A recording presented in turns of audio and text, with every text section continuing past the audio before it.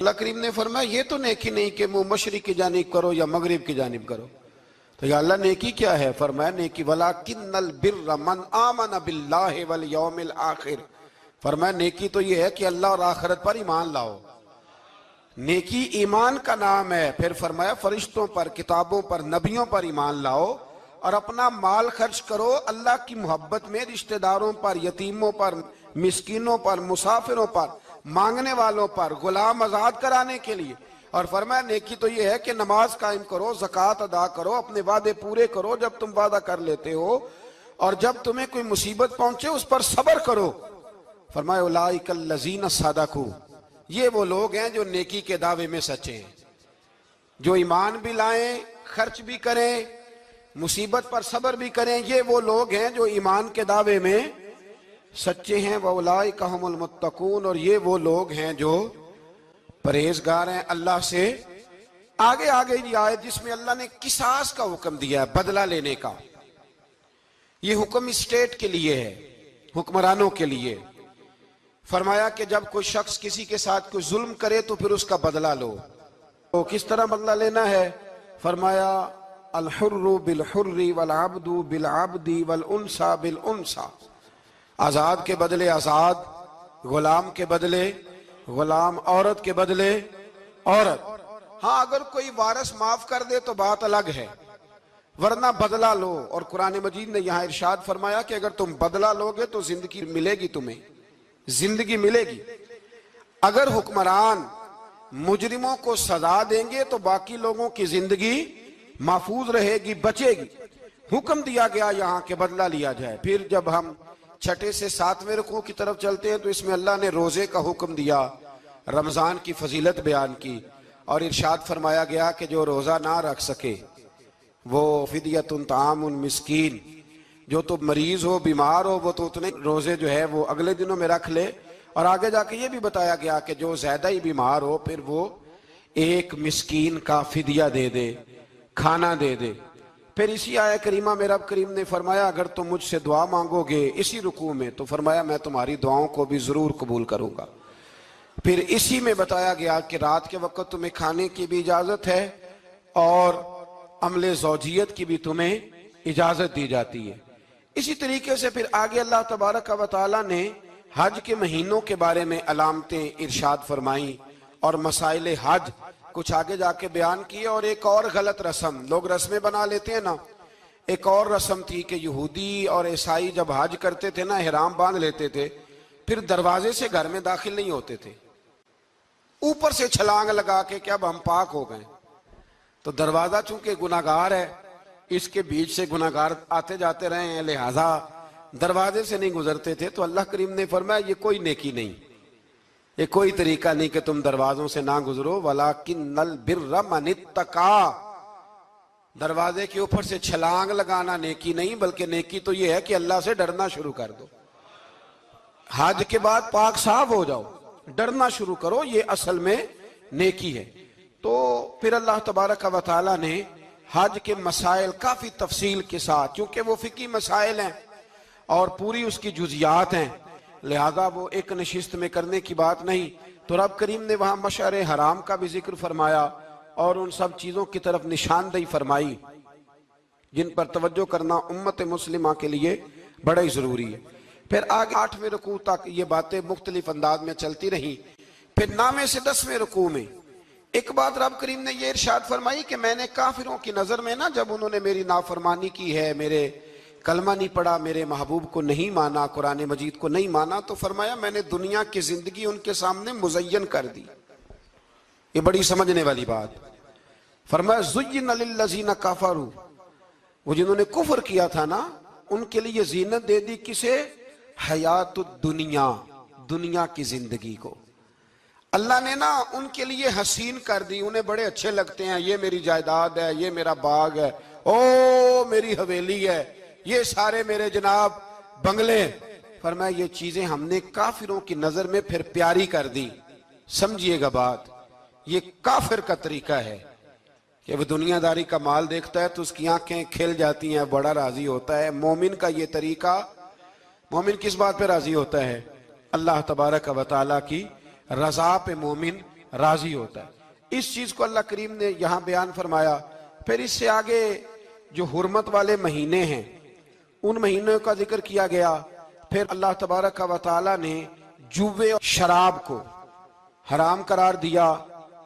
219 number आयत है, इसी रुकू में अल्लाह तबारक व तआला ने उसका भी तज़किरा फरमाया।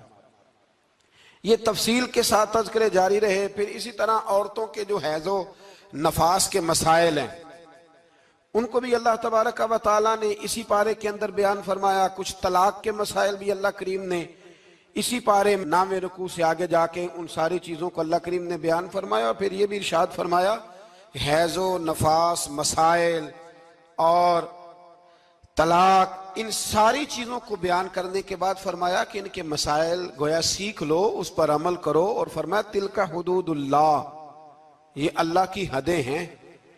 फला तातदूहा, अल्लाह की हदों से आगे न गुजरना। ये वो बाउंड्री है जो अल्लाह ने बनाई है, ये हुक्म वो हैं जो रब ने दिए हैं, तो इनसे आगे ना जाना। तो बितफसील इन सारी चीजों का यहां बयान फरमाया गया। और वो मसाइल जो बड़ी तेजी से लोग उलझा देते हैं उनका भी अल्लाह करीम ने यहां जिक्र फरमाया। बीच में कुछ आयात ऐसी हैं जो ज्यादा तवज्जो के काबिल हैं और हमारी रोजमर्रा की जिंदगी में हमें उनकी बड़ी अशद जरूरत है, जो अगरचे मसाइल फ़िक़्ह तो नहीं लेकिन जरूरत के लिहाज से, रोजमर्रा के इखलाकी रवैयों के लिहाज से उसकी बड़ी जरूरत है। उन चंद आयात का भी हमने इंतखाब किया, इंशाल्लाह उस पर भी कुछ बात करता हूं। इस पारे के आखिर में ना अल्लाह करीम ने एक वाकया बयान फरमाया है। इसमें अल्लाह तबारक व तआला ने ना बनी इसराइल का एक वाकया बड़ी तफसील के साथ, और वो इस पारे के इख्तिताम पर अकीदे के लिहाज से, नजरिए के लिहाज से, समझने के लिहाज से बड़ी अहम चीज है, उस पर जरूर गौर फरमाएं। वो ये हुआ कि बनी इसराइल के अंदर हमेशा ऐसे होता था कि अल्लाह तबारक व तआला एक पैगंबर और एक बादशाह, बनी इसराइल के अंदर हमेशा नबी और बादशाह मौजूद रहते थे। एक वक्त ऐसा आया कि बनी इसराइल में कोई नबी नहीं थे और बनी इसराइल का जो अपना इलाका था ना वो मुल्क शाम है। तो कौम में अमाल का एक कौम थी और बड़े सख्त गिर लोग थे। उन्होंने बनी इसराइल वालों के साथ लड़ाई की, जिहाद किया और इन्हें इनके इलाके से निकाल दिया। और कुछ हजरत यूसुफ अलैहिस्सलाम के ज़माने में वैसे भी एक बहुत बड़ी तादाद जाके मिस्र में आबाद हो गई थी। अब ये हुआ कि इनके पास कोई बादशाह नहीं है, ये बार बार दुआ करते हैं, इल्तिजा करते हैं। तो अल्लाह ताला ने एक पैगंबर इन्हें अता किए जिनके मुख्तलिफ नाम किताबों में हैं। सदरुल अफाज़ल रहमतुल्लाह अलैह ने तफसीर खज़ाइनुल इरफान के अंदर उनका नाम हजरत शमवील अलैहिस्सलाम लिखा है। हजरत शमवील अलैहिस्सलाम को अल्लाह ताला ने नबुव्वत अता फरमाई। और जब हजरत शमवील अलैहिस्सलाम अल्लाह के नबी हुए, बनी इसराइल वालों को यकीन आया कि अल्लाह ने अल्हम्दुलिल्लाह हमें एक नबी के झंडे तले जमा कर दिया है, तो फिर उन्होंने कहा कि आप हमारे सामने एक बादशाह भी मुकर्रर करें ताकि हम उसकी सरपरस्ती में जिहाद करें। जब इन्होंने ये बात की तो अल्लाह तबारक व तआला ने हजरत शमवील अलैहिस्सलाम के जिम्मे लगाया। तो एक उस जमाने में अल्लाह के नेक बंदे थे, जनाबे तालूत अलैहिस्सलाम उनका नाम था। तो हजरत शमवील अलैहिस्सलाम ने उन्हें कहा कि अल्लाह करीम ने ना तुम्हारा बादशाह तालूत को बनाया है। उनका नाम भी कुरान मजीद ने जिक्र फरमाया है। तो बनी इसराइल के लोग कहने लगे ये तो गरीब आदमी है, वो बकरियां चराया करते थे लेकिन इल्म में बड़े पुख्ता थे, वजूद में बड़े ताकतवर थे। तो कहा कि ये तो गरीब आदमी है, तो हम तो ज्यादा हक रखते थे कि हमें बादशाह बनाया जाए। तो हजरत तालूत अलैहिस्सलाम के बादशाह बनने के बाद हजरत शमील अलैहिस्सलाम ने जो बात की, अल्लाह करीम ने उसे कुरान मजीद में बयान फरमाया। रब फरमाता है बस्ततन फिल इल्म वल जिस्म, इसे इसलिए तुम्हारा बादशाह बनाया गया है कि इसे हमने कुशादगी दी है, इल्म में भी और जिस्म में भी।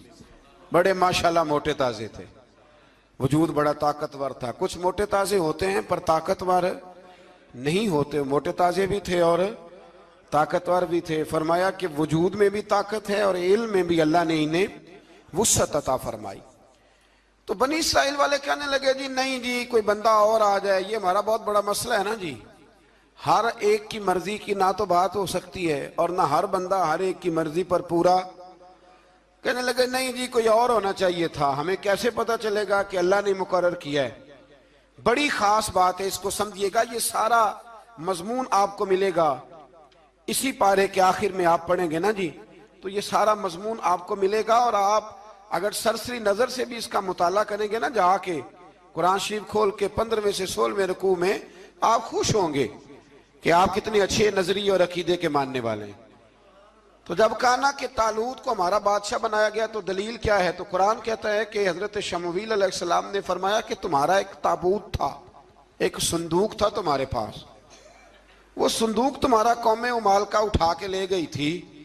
इनके बादशाह होने की दलील ये है कि अल्लाह तुम्हारा वो संदूक तुम्हें वापस कर देगा, वो तुम्हारा संदूक तुम्हें वापस कर देगा। उस संदूक में क्या है, वो हजरत आदम जन्नत से साथ लेके आए थे, उसमें था क्या, तो कुरान मजीद कहता है कि उसके अंदर ना हजरत हारून अलैहिस्सलाम और हजरत मूसा अलैहिस्सलाम के तबर्रुकात थे। तबर्रुकात, कल मैं एक मौलवी देख रहा था, बेचारा एक बंदा ना मस्जिद नबी के साथ गुलाफ और शायद कोई कफन था, वो मस्जिद नबी की दीवारों से मस कर रहा था। तो वो कह रहा था नहीं इससे क्या होता है, तबर्रुक कोई चीज नहीं, अच्छे अमाल की वजह से बंदा बख्शा जाएगा। मैंने कहा तू मुझे मिले तो मैं तुझे बुखारी खोल के दिखाऊं कि हजरत अब्दुर्रहमान इब्ने औफ जिन्हें हुजूर ने कती जन्नती कहा, हुजूर के वजूद पर कुर्ता देख के कहने लगे हुजूर बड़ा ही सोना लग रहा है।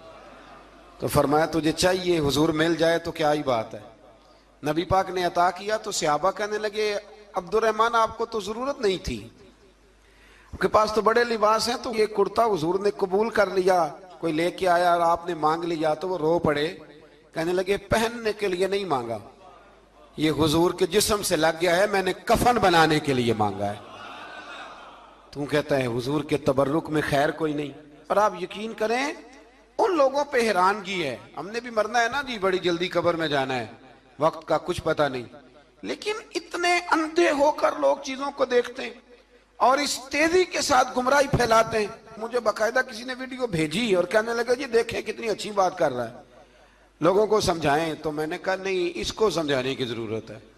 और मैंने उसको देखा है, वो जो लाल रुमाल वाला, मैंने देखा है वो ढूंढ ढूंढ के जाहिलों को पकड़ता है, तलाश करता है, और अगर कोई मिल जाए बात बताने वाला तो फिर वो खुद पकड़ा जाता है, और कई दफा पकड़ा गया तो निकल गया है। अल्लाह ताला हमें समझने की तौफीक दे, हम सियाने हो जाए तो ये दूर दूर तक नजर नहीं आएंगे इंशाअल्लाह। तो वो ताबूत आएगा बनी इसराइल वालों से कहा, ताबूत में क्या था सुन लो, और ये कुरान मजीद है। आज मेरी मानना ये 15वें से 16वां रुकू जरूर ही पढ़ना कि वो आखिर ताबूत में क्या था, खोलना जरा। कुरान मजीद कहते हैं कि हजरत मूसा अलैहिस्सलाम और हजरत हारून के तबर्रुक थे। तो तबर्रुक क्या थे, तमाम मुफस्सिरीन ने लिखा है कि हजरत मूसा का एक कुर्ता था, एक डंडा था, जूते थे, और जनाब हारून अलैहिस्सलाम का इमामा शरीफ था, और तौरात की कुछ तख्तियां थी। तो उसका फायदा क्या था, उस ताबूत का फायदा यह था कि बनी इसराइल वाले जब अपने दुश्मनों से लड़ते थे, ताबूत सामने रख के दुआ मांगते थे, अल्लाह इन्हें कामयाबी अता कर देता था। तो कौमे मालकों को भी पता चल गया कि संदूक में कुछ है जिसकी वजह से ये कामयाब हो जाते, वो संदूक उठा के ले गए। अब उनकी कमबख्ती ये, कम नसीबी ये कि उन्होंने जाके उसे रूढ़ी पे फेंक दिया। जब रूढ़ी पे फेंका तो उनके अंदर बीमारियां आ गई, वबाएं फूट पड़ी, मरने लगे, वजूद फूलने लगा। फिर उनके दिलों में बात आई कि ये हमने इस संदूक की बेअदबी की है। संदूक में क्या है, तबर्रुकात। हमें कहते हैं जी नालैन का नक्शा क्यों लगाया है, तुम्हारे तो बुजुर्गों का कीदा है, सर पे रखने को मिल जाए अगर नक्शे नाले पाके हुजूर, तो फिर कहेंगे कि हाँ ताजदार हम भी हैं। तो कहा कि उसके अंदर ये तबर्रुकात थे, उन्हें भी समझ में आई। तो उन्होंने ना बैलगाड़ी मंगाई और वो संदूक उठा के उसके ऊपर रख दिया। अब क्या हुआ, कुरान कहता है कि फरिश्तों ने ना उस संदूक को वहां से उठाया। मुफस्सिरीन ने लिखा इसका माना यह भी हो सकता है कि उस बैलगाड़ी को डायरेक्शन पे लगाया, उधर से हजरत शमूएल अलैहिस्सलाम ने जनाब तालूत को बादशाह बना दिया और इधर से वो संदूक चल पड़ा। कहा भाई हम इनको कैसे बादशाह माने? तो फरमाया बादशाह इस तरह मानोगे कि तुम्हारा वो संदूक आ जाएगा। और कुरान कहते हैं उस संदूक में तुम्हारे दिलों का सुकून है, उसमें तुम्हारे दिलों का।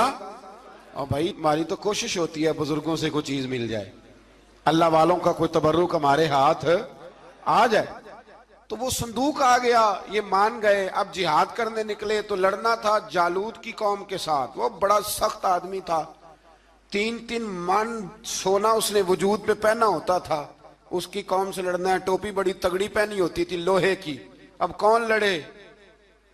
एक नौजवान थे जिनका नाम था दाऊद अलैहिस्सलाम। वो भी बकरियां चराया करते थे। और जिन दिनों हजरत तालूत निकले ना अपनी कौम को लेकर जालूत के खिलाफ लड़ने, तो हजरत दाऊद भी शामिल हो गए। अल्लाह जब किसी को नवाजता है ना तो फिर खास ही करम नवाजी करता है। मुफस्सिरीन ने लिखा जब ये जा रहे थे ना, वहां जा रहे थे तो रास्ते में इन्हें 3 पत्थर मिल गए। इन्होंने वो तीनों पत्थर उठा लिए। उस जमाने में पत्थर फेंकने के लिए छोटी छोटी लोगों के पास चीजें हुआ करती थी, उसको कोफन भी लोग कहते थे, मंजनीक, उसको सामने रख के फिर बनाई गई। तो आपके पास भी वो आला था जिससे दुश्मन पर पत्थर मारे जाते थे। तो आप वो मशीन लेकर, वो आला लेकर वहां पहुंचे हुए थे। 3 पत्थर आपके पास थे। आप फरमाते उस दिन मैं बड़ा बीमार था, इतना बीमार था कि मेरा रंग पीला हो गया। अब वो जालूत के सामने कोई नहीं जाता था। तो जनाब तालूत कहने लगे कि जो जालूत को मारेगा ना, यानी इनके बादशाह को, इस कौम के, तो मैं उसे अपनी आधी सल्तनत भी दे दूंगा और अपनी बेटी का निकाह भी उसके साथ कर दूंगा। देखें अल्लाह नवाजता है तो किस अंदाज में नवाजता है। तो हजरत दाऊद कहते हैं वो दूर खड़ा था तो मैंने ना 3 पत्थर मारे। भाई हिम्मत करना तो हमारे जिम्मे है कि नहीं? मेरी मिल्लत का जवान कहता मैंने करना कराना कुछ नहीं। यानी अगर आप कहें ना कुछ करो तो फिर वो कोई काम करने की मतलब मामला। वो मुझे कल एक संगी कह रहे थे, कहने लगे जी अल्लाह के फजल से कुछ भी नहीं करना पड़ा, मुर्शद ने नजर कर दी। मैं क्या मैनू मिलनगे तो मैं उन्होंने समझावांगा कि कुछ करा के नजर करया करो, क्योंकि मेरे वो दोस्त हैं, मैं उन्हें जानता हूं। नजर में बड़ा कुछ होता है, लेकिन अल्लाह भी तो बंदे पे बड़ी नजर रहमत करता है ना। लेकिन कहता है 5 नमाजें पढ़, रमजान के रोजे रख, ज़कात फर्ज हो तो अदा कर, ये सारे काम कर, सच बोल, दयानतदारी कर, फिर मैं अपने फजल से तुझे जन्नत अता करूं।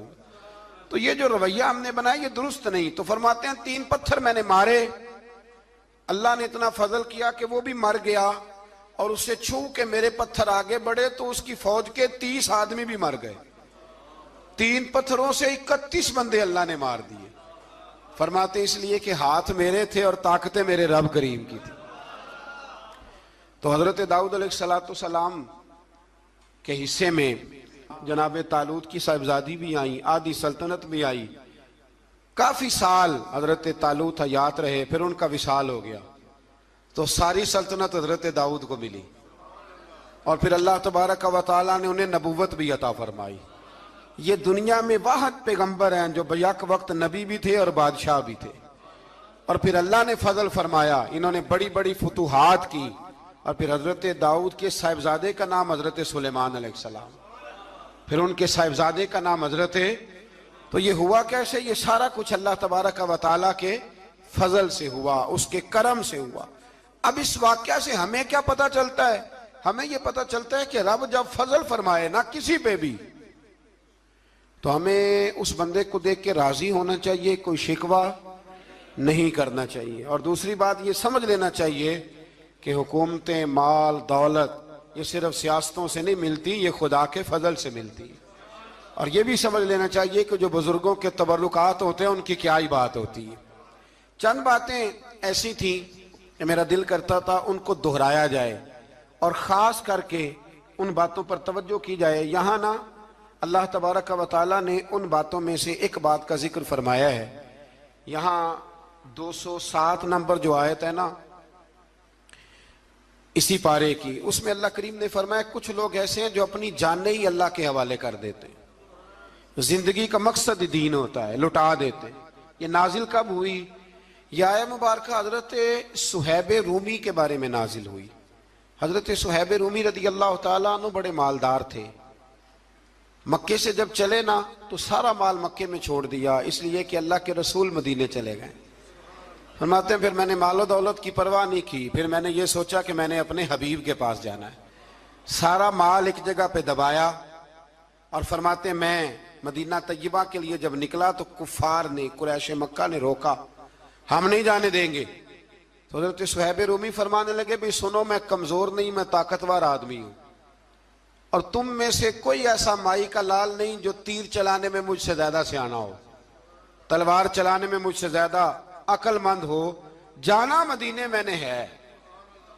अब यह है कि तुम बताओ मेरे साथ तीरों तलवारों से लड़ोगे या मैं तुम्हें एक सौदा बताऊंगा, सौदा करोगे? कुरैश कहने लगे सौदा क्या है? कहने लगे मेरा बड़ा माल है, मैं मक्के में दफन करके आया हूं, तुम मुझे मदीने जाने दो, मैं तुम्हें सारे माल का पता बता देता हूं। हजारों लाखों में था माल तिजारत। देखें जब सहाबा मदीने जाते थे तो कितनी कीमत देके जाया करते थे। तुम मुझे जाने दो, मैं तुम्हें वहां का पता बताता हूं। उन्होंने कहा जी बात ठीक है, आप पता बता दे। हज़रत सुहैब ने सारी जिंदगी की जमा पूंजी हजारों लाखों में सारी दे दी और मदीने के लिए तैयार हो गए। अल्लाह करीम ने इस बात को बड़ा ही पसंद फरमाया और फरमाया व मिनन नासी मन यशरी नफ्सहु इब्तिगा मरदातिल्लाह। फरमाया कुछ लोग ऐसे हैं जो अपनी जानें ही बेच देते हैं अल्लाह की रिजा हासिल करने के लिए, अपनी जानें बेच देते हैं। नफ्सहु इब्तिगा मरदातिल्लाह, अल्लाह की रजा हासिल करने के लिए अपनी जानों को बेच देते हैं। तो फरमाया फिर अल्लाह क्या करता है? फरमाया वल्लाहु रऊफुम बिल इबाद, फिर अल्लाह भी अपने बंदों पर बड़ा ही रहम फरमाने वाला है। जब ये सारा माल दे के मदीने पहुंचे ना तो इनके इस्तकबाल के लिए जनाब उमर पहले से मौजूद थे। हजरत उमर रिसीव करके नबी करीम की बारगाह में ले गए तो फरमाते हैं हुजूर ने मुझे देखते ही फरमाया सुहेब, जिंदगी में तुमने बड़ी तिजारतें की होंगी पर ये जो तूने सौदा किया है ना ये बड़ा ही नफे वाला किया है।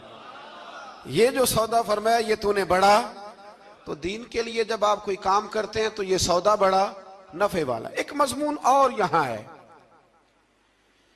216 नंबर आयत में, वो भी बड़ा ही समझने वाला है। अल्लाह करीम ने जब जिहाद फर्ज किया ना तो फरमाया कुतिबा अलैकुमुल किताल, हमने तुम पर कत्ल करना, किताल करना फर्ज किया है। फरमाया हो सकता है तुम्हें ये कराहत महसूस हो, मुश्किल लगे, बुरा लगे।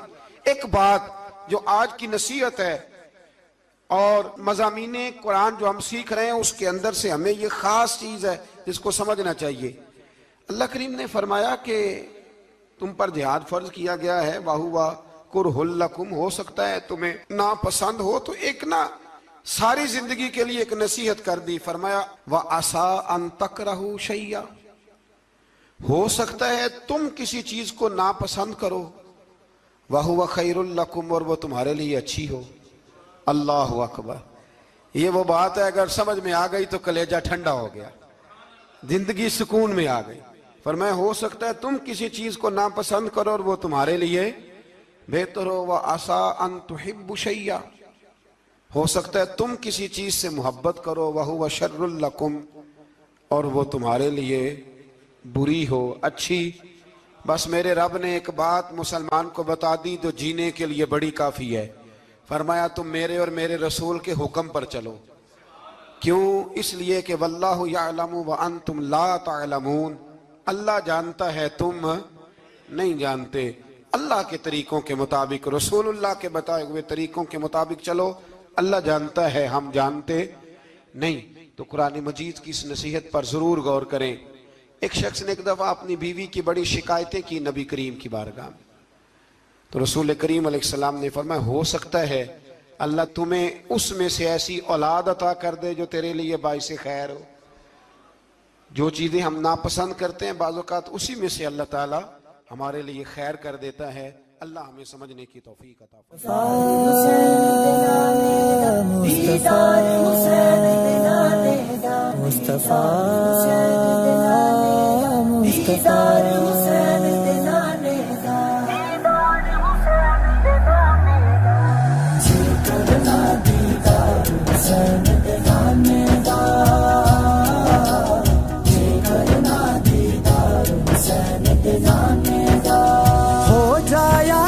यार हुसैन दे नाने दा